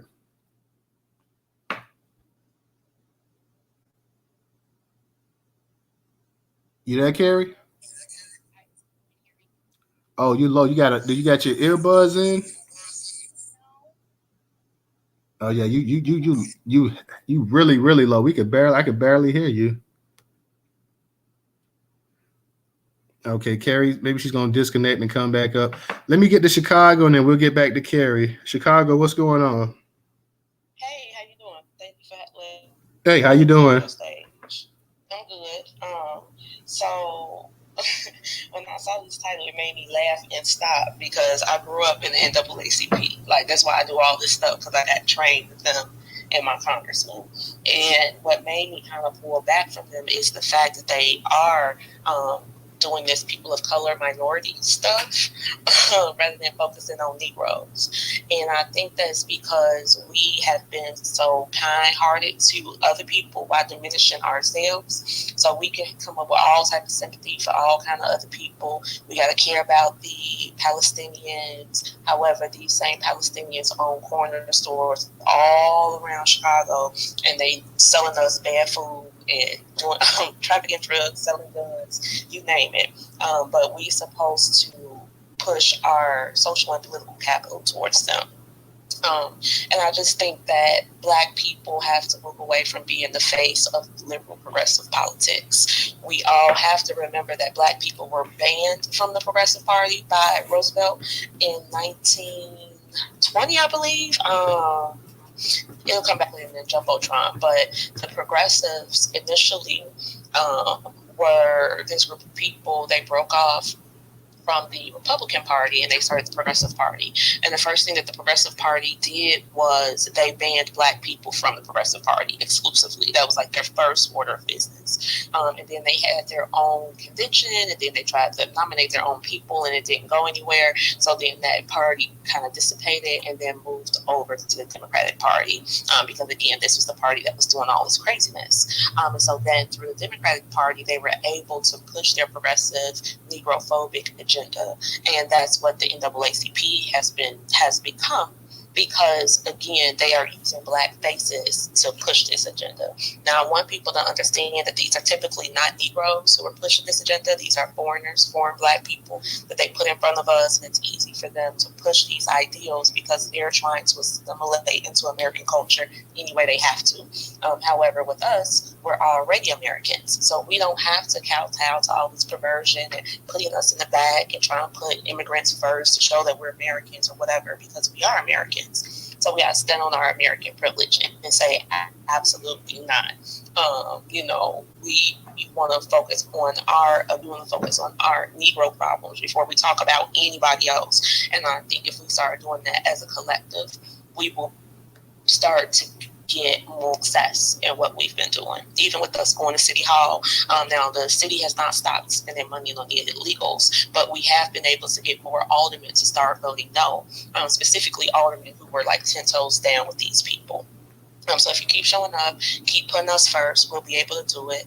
But in the meantime, in between time, we have to get the truth about progressivism out, because only a Negro fool would be supporting these people. And I don't think all of our people are stupid like this. I just think they don't know. But I'll end there. Thank you, Chicago. I appreciate you coming up here tonight. Let me give a shout out real quick. She dropped down. I'm gonna give a shout out to my girl Stephanie for her contribution on Cash App. Carrie, let me test your volume now. Let me see how you sound. Can you hear me now? Much better. Much better. Okay, thanks. I think people should just assume that there are some of us that are watching these hearings, that are listening to what the Congress people are saying, the questions that they're asking. We have people in the military that understand how the money was spent in these various places. But to say it's budgetary is that's really offensive. And I think that when people are giving us this narrative that, oh, well, these things are just super important, more important than you, that's tragic. And I feel that that's abusive. I think that the whole we need world peace before reparations. I mean, now it's empire. We have to end empire. We have to tell Russia to go repark their submarine there, or we have to stop them. We have to somehow shake hands with Russia. What are we supposed to do? Okay, we aren't the empire. Okay, we are an ethnic group that are in our own country. I put some things in the comments. And it shows what the income is for immigrant Venezuelans, not even Venezuelans, immigrant Venezuelans. They're making $2,000 to $5,000 more than us in every single category. How is that? Right now, there's the Asians have a really big fetish with Black toddlers. They are posting videos of just toddlers, no adults, just toddlers, and inviting other adults to spew hatred at them, racially denigrate them. And there's nobody, not zero. Is anybody paying attention? We're screaming into the ether here. And I just find it extremely offensive that, we get this whole, empire, Russia, something budgetary. I think that's just wrong. And, it really makes me upset. So I think that Democrats have a habit of saying extremely cruel things.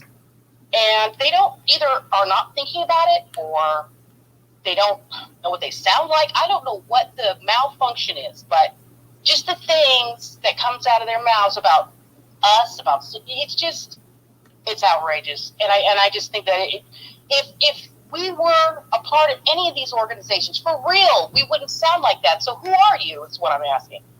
Yeah, I'll land my plane. Thanks. All right. Thank you, Carrie. Let me go ahead and get the Black Pressure, and then I'll get to you, Ricky. Black Pressure, what's going on, man? What's up, fam? What's up? Shit, man. What's up, Black fam? So check this out. Just a couple of things real quick.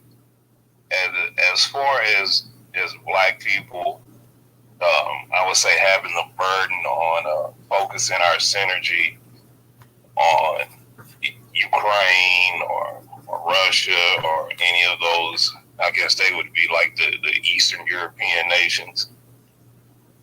I would have you know, and I'm only saying this as a formality because I know everyone in the space knows this.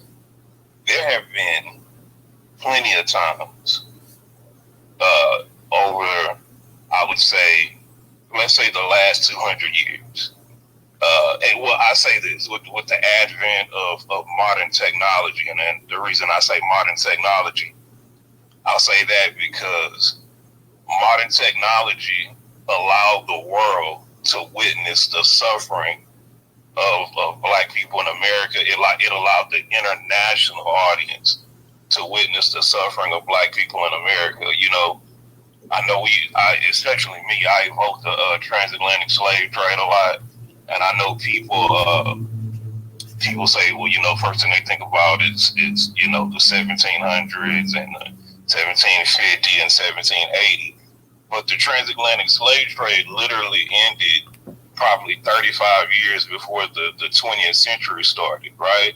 So, you know, you can go down to Jim Crow, you could go down to sharecropping, you could go down to all the horrors and atrocities of how we were victimized by the justice system, medicine, all that. I don't have to go down that list.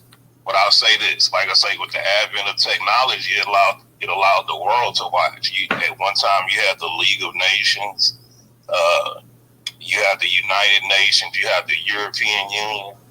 All those people who we're hard to bleed about sat there literally and twiddled their thumbs while they watched Black people get brutalized in America. And I've said this before, if I woke up tomorrow and Ukraine and Russia nuked each other, you know what I do? I roll over and go back to sleep. I don't give two pieces of damn about either one of them.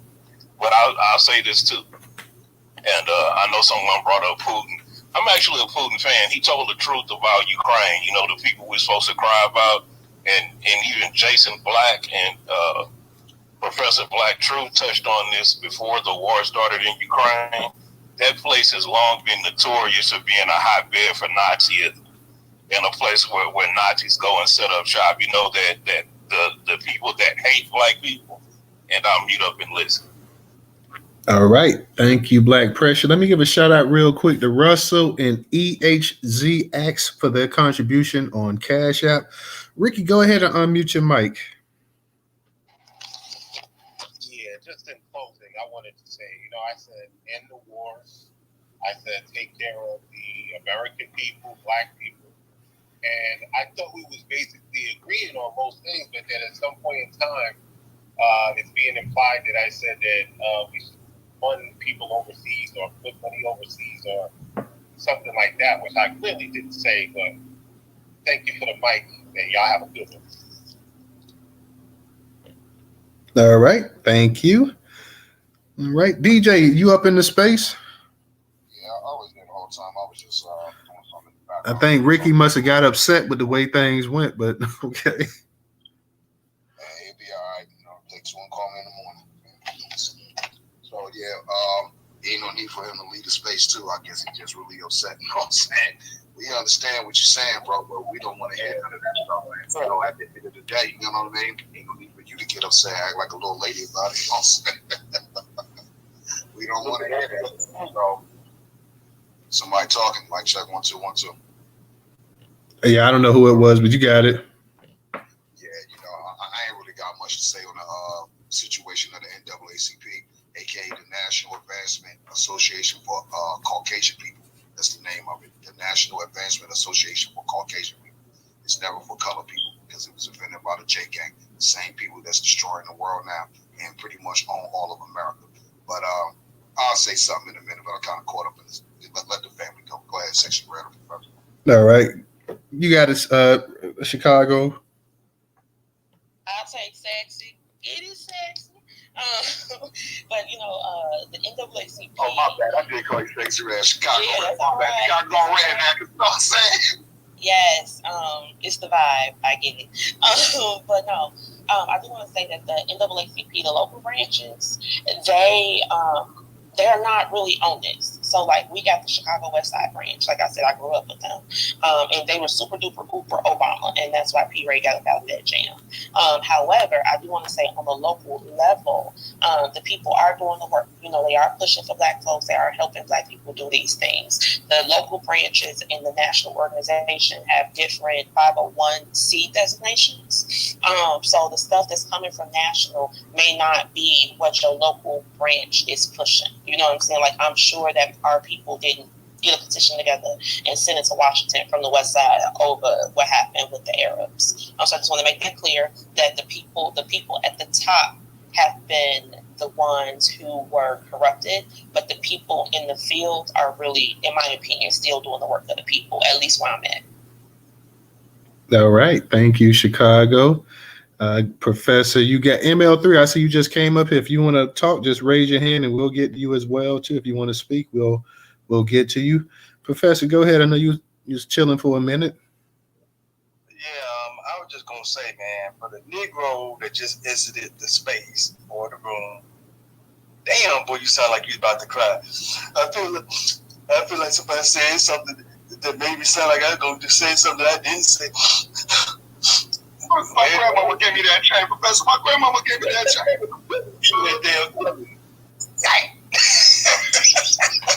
That's what he sounded like, leaving out the space. Man, look, if y'all Negroes gonna come up in these spaces to just sound like Ricky right there, like you about to cry, just don't come up here. Because, I mean, this is an intelligent conversation group that we always have. Newstoter space right here is always the best space on this app. Now, that's not taking anything away from DJ, because, you know, he does his thing. Black Majority State down there, he does his thing. These are the three spaces, y'all, that I visit. Very intelligent conversation in all of these spaces, the three that I just named. So if you can't hold intelligent conversations and you're going to cry, just don't come up in here. Because that's what he sounded like. Do Ricky Bobby. Yeah, I wasn't trying to go in on the brother or nothing. I just, my thing was just, hey, if we can give money to Ukraine and Israel and every place else, I know damn well we can give money to the people that don't even have any clean drinking water over here. Amen. And that's all Total was saying. Total was giving him intelligent conversation and feedback, and I guess the brother couldn't handle it, and he cried, leaving out the space. So there you go. So when y'all go back and listen to this, you'll hear it at the end. See, somebody said I said something I didn't say. Hey, on YouTube, Professor, on YouTube, Russell said he couldn't stand up against the code. Why you always coming down here messing with these people? Second, you get your What I do? You know, why people always blame it on me? People always pick on me, and then when I pick back, then I'm the bully and I'm the problem and all this kind of stuff. You want some of this too, Black Roger? You want some of this too, bro? Y'all are some bullies, but I am too. I'm good. Thank you, man. I'm good. Sister, know what I'm saying? Come on, let's get in the car. Hey, let me give a shout out real quick to Nightfall and Brother Moku too for their contributions on Cash App. Hey, I didn't even have to ask anybody to donate tonight, and you guys went ahead and donated. So shout out to the entire space, man.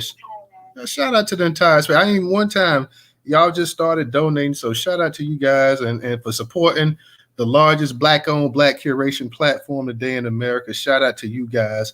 Let me go ahead and kick it to ML3 Fragrance. ML3, what's going on?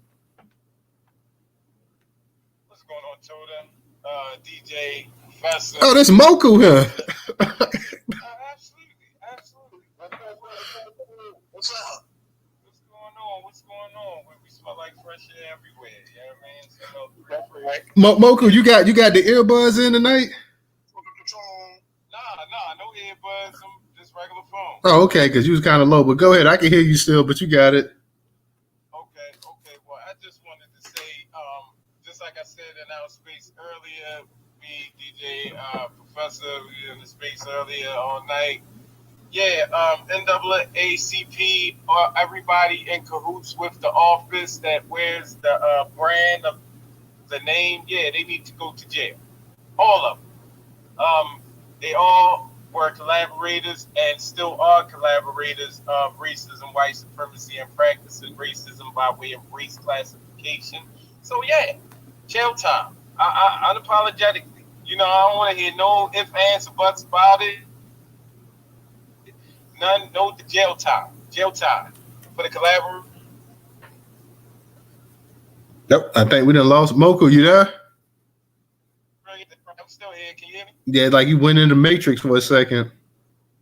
Okay, that's sorry because I'm on this road. But yeah, I just wanted to say and land there, you know, yeah, jail time. We need to unapologetically and not ask for it, but demand it. You know what I'm saying? Put it on the table as the only option. Jail time for collaborators of white supremacy and the suspected and admitted white supremacists. Period. This is the next step. No more lollygagging. No more trying to reform the system of white supremacy. Jail time, prison.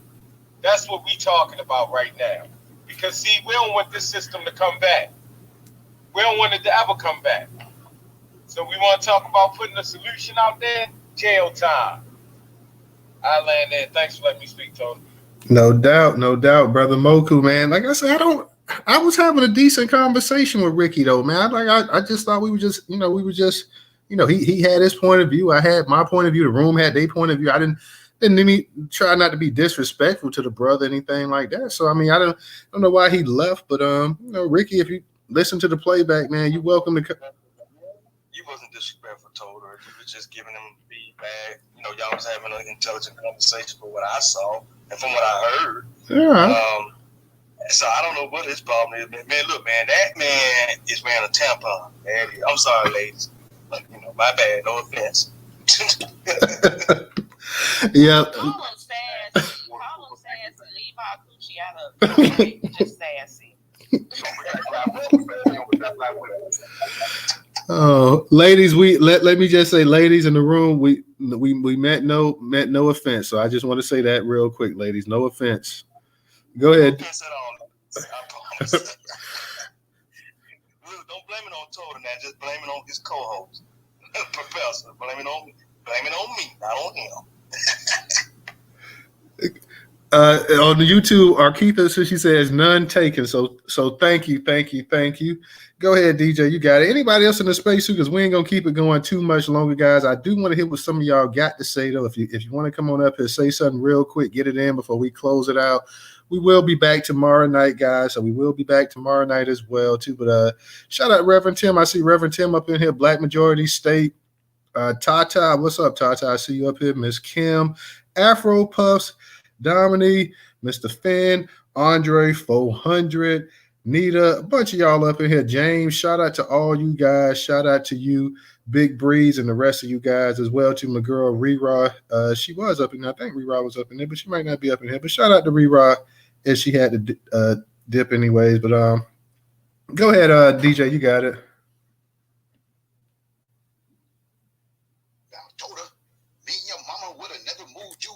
Brothers and sisters to this neighborhood, if you know you needed a gun to go against the Tabernacle. You know what I'm saying? It's Friday. Ricky, run!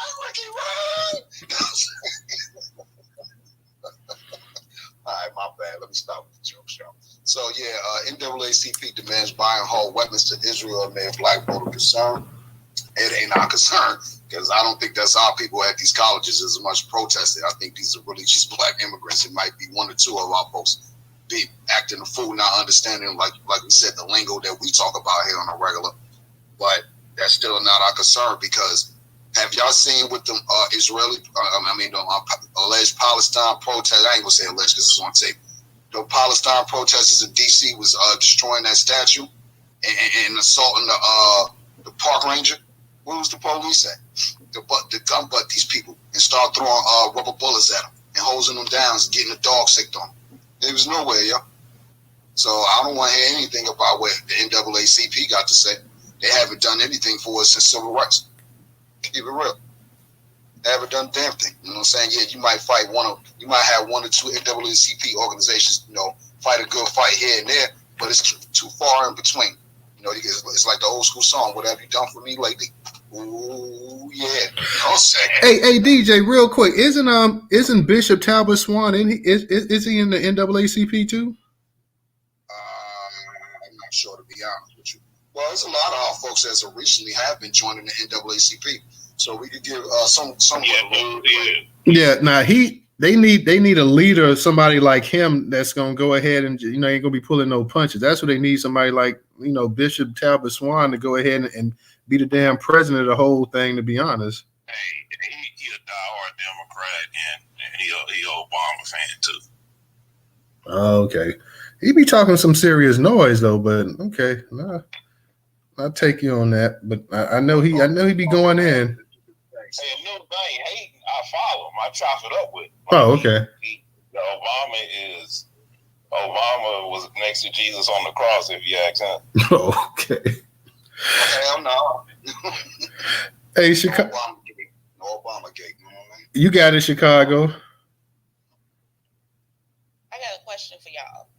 And this might be another space that y'all can do later too.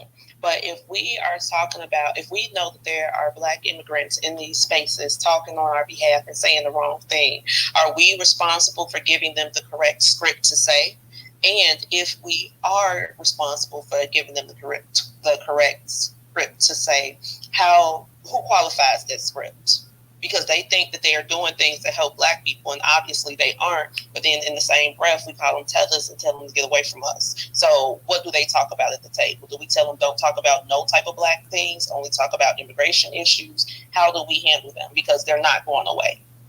That's an awesome question. Yeah, that's a question. That and we got Wani up in the space. She would probably be the person to actually answer it as well too. Wani, if you get a chance, come on up. I love to hear what you got to say on that one. My personal opinion, don't speak on nothing Black American. If 200 years worth of the worst horrors and atrocities in the world isn't enough to convince you, then you don't need to say a damn thing about it.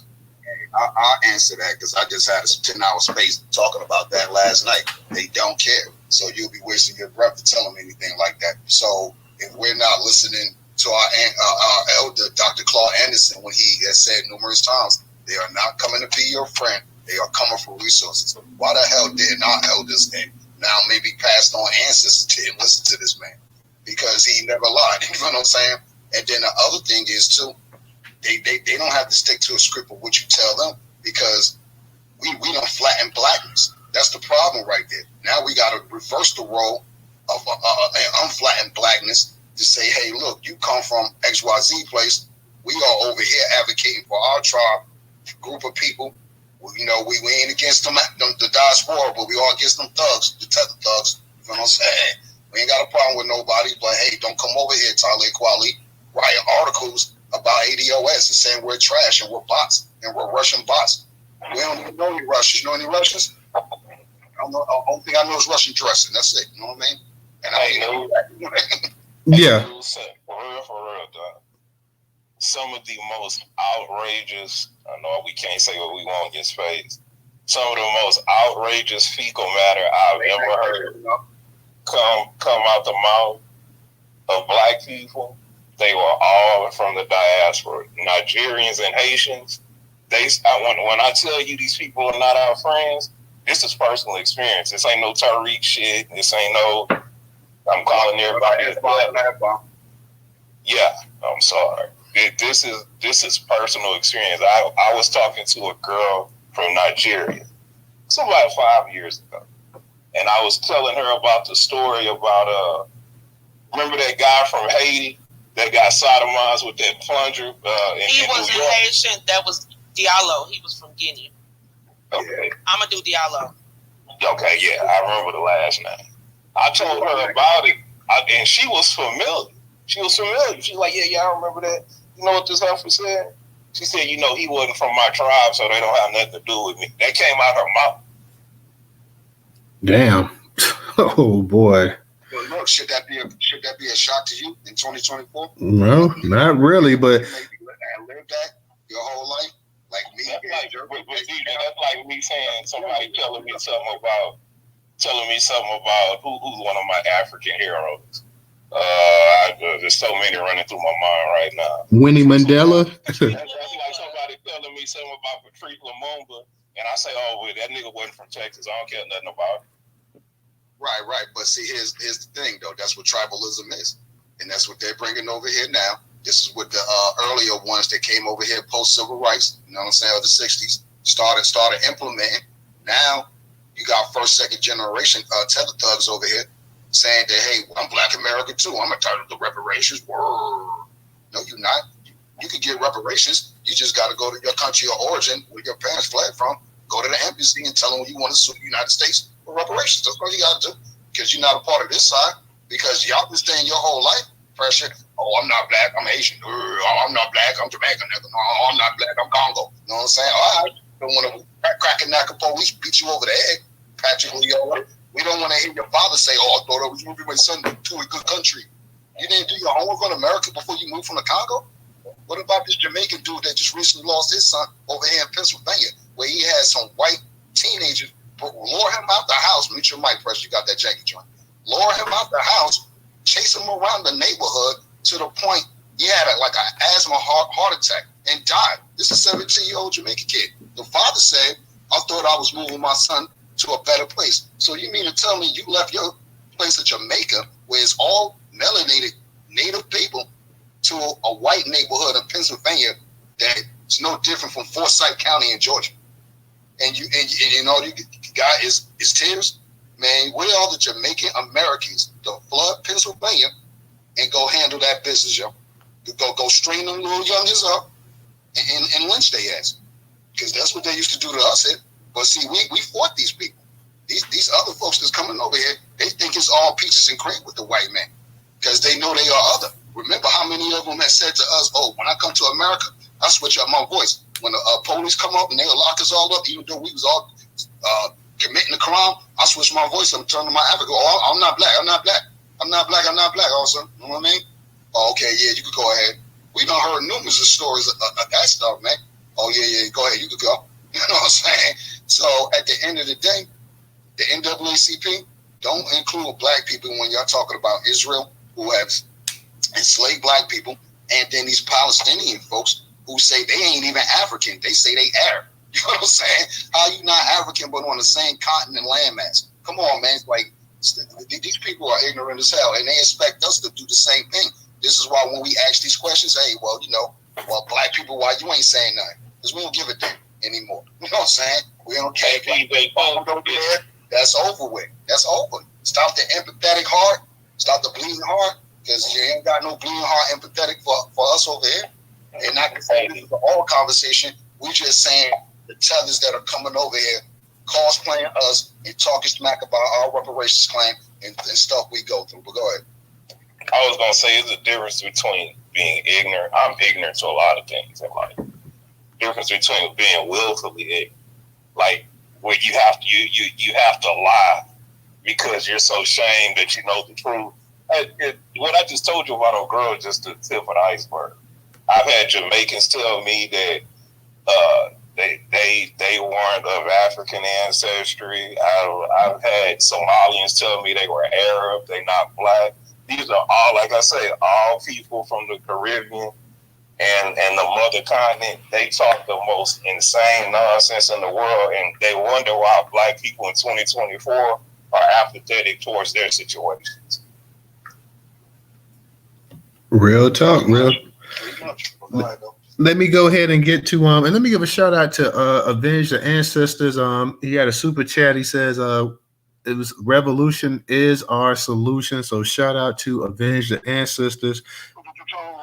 Let me go ahead and get to Chicago. We get back to Chicago. Red, Chicago, what's up?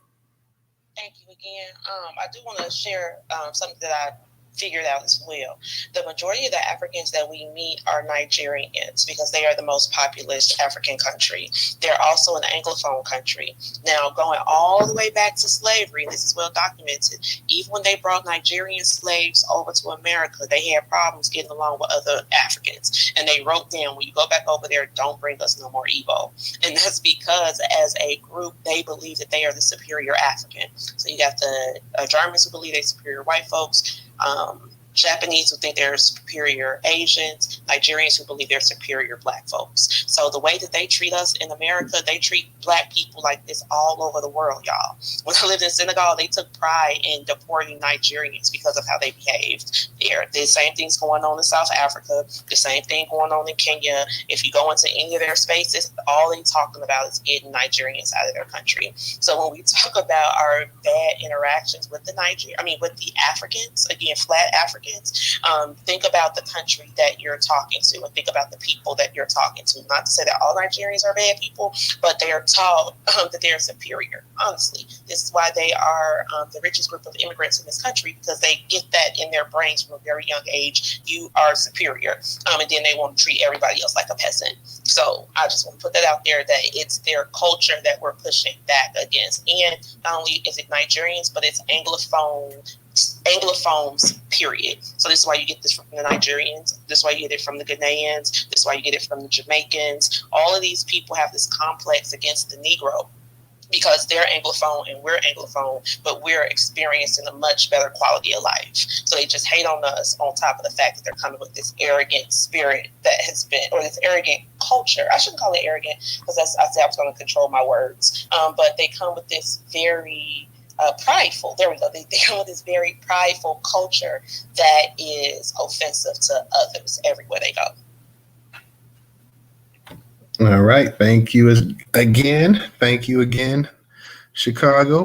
DJ, go ahead. We're going to go ahead and get ready to close it out. So I'll let you go ahead and get the final word in and we'll close it out for the night.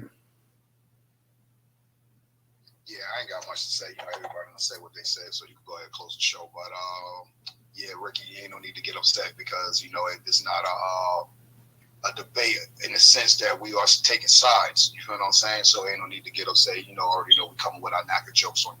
So we got a clown. So the African booty scratching thing, that sounds. And yeah, next space up or whatever the case be. But I'm gonna just say this one thing. It's not that Black Americans don't care about what's going on, because we clearly see that Israel's a war dog. That's not nothing new to us, though. You feel what I'm saying? The problem is no one believed us when we said, hey, yo, these are the people that harmed us. Oh, you shut up, Black man. You just being prejudiced. Oh, that was so long ago. Get over it. Reparations that's dead. All this other stuff, man. We could go on and on and on about how these Palestinians or North Africans, you know what I'm saying, treat Black people here in America. And it's not all of them, you know what I'm saying? We just saying the ones that seem to come over here don't care about doing American history and specifically looking at the Black American history. So when they get a NAACP wake-up call, it's, oh, why you ain't helping Black people? You know what I'm saying? I mean, why you ain't helping the Jews, Black people? Or why you ain't taking sides, Black people?